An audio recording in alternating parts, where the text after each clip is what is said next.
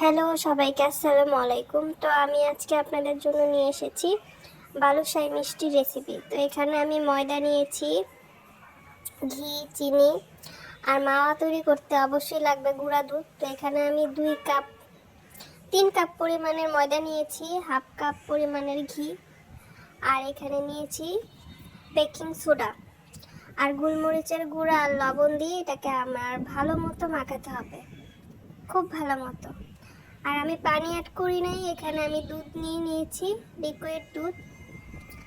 তো এই যে দেখেন, দুধটা দিয়ে এটাকে ভালো মতো মথতে হবে, মাখাতে হবে।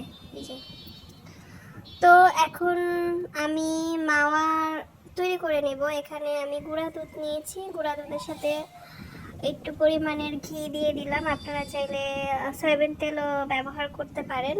তো এটাকে মাখানোর পরে আধা ঘন্টা ফ্রিজে রেখে দিব। এই যে দেখেন, কারণ আমার মনে হয় যে বালুশাহী মিষ্টিটার মধ্যে মাওয়াটা না হলে আসলে ভালো লাগে না। এই যে দেখেন, আমার আটা ময়দা মথা ভালো মতো হয়ে গেছে। তো এটাকে ভালো মতো করতে হবে, বেশি চাপ দিয়ে এটাকে করা যাবে না, হালকা হাতে করতে হবে। তো এটা হালকা হাতে ভালো মতো করার পরে, মাখার পরে একটা কাপড় ভিজিয়ে আমি এটাকে এভাবে রেখে দিব 20 মিনিটের জন্য। তো এখন আমি চিনি দিয়ে শিরা তৈরি করে নেব। তো আমি এখানে 2 কাপ পরিমাণের চিনি দিয়ে তারপরে 2 কাপ পানি দিয়ে শিরাটা তৈরি করে নেব। তো এই যে দেখেন, আমার 20 মিনিট হয়ে গেছে। প্রায় 20 মিনিট পরে মিষ্টির যে ময়দাটা, এটা কত সুন্দর সফট হয়েছে। এখন আমি মিষ্টির আকারে দিয়ে এভাবে বানিয়ে নেব। এই যে দেখেন, আমি এই শেপে বানিয়ে নিয়েছি। এই যে আমার চিনির শিরার মধ্যে আমি সামান্য পরিমাণে একটু লেবু দিয়ে দিলাম। আর এটা দেখতে হবে যেটা ঘনত্বটা কতটুকু হয়েছে। তো যদি হাত দিয়ে এভাবে ধরার পর আঠা আঠা লাগে, তাহলে মনে করবেন যে হয়ে গেছে। এই যে দেখেন, আমার মিষ্টি তৈরি করা হয়ে গেছে। এখন এটাকে আমি কড়াইয়ের মধ্যে তেল দিয়ে এটাকে আমি খুব ভালোভাবে ধৈর্য ধরে 15 মিনিট ভাজতে হবে।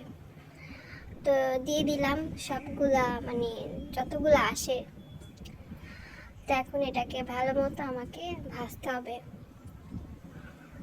ওই যে দেখেন, তো এক পিঠ হয়ে গেলে আরেক পিঠ উল্টিয়ে দিয়েছি। যেভাবে হালকা একটু রেড কালার চলে আসছে, একটু লাল লাল করে ভাজতে হবে। তো এই যে দেখেন, ভাজা হয়ে গেছে। এখন আমি এটাকে উঠিয়ে নিব। উঠিয়ে নিয়ে আমি এটাকে চিনির শিরার মধ্যে দিয়ে দিব। এই যে দেখেন, দিয়ে কিন্তু বেশিক্ষণ রাখা যাবে না, জাস্ট 2 মিনিট। বেশিক্ষণ রাখলে নরম হয়ে যাবে। তো এখন আমি মাওয়ার মধ্যে দিয়ে দিলাম। এই যে দেখেন, এভাবে। এই যে আমার তৈরি হয়ে গেল বালুশাহী মিষ্টি। এটা আমার খুবই ফেভারিট। তো আমি আসলে কল্পনাও করতে পারিনি দোকানের মতো এত ভালো হবে। এই যে দেখেন, সবাই ভালো থাকবেন, বলবেন আমার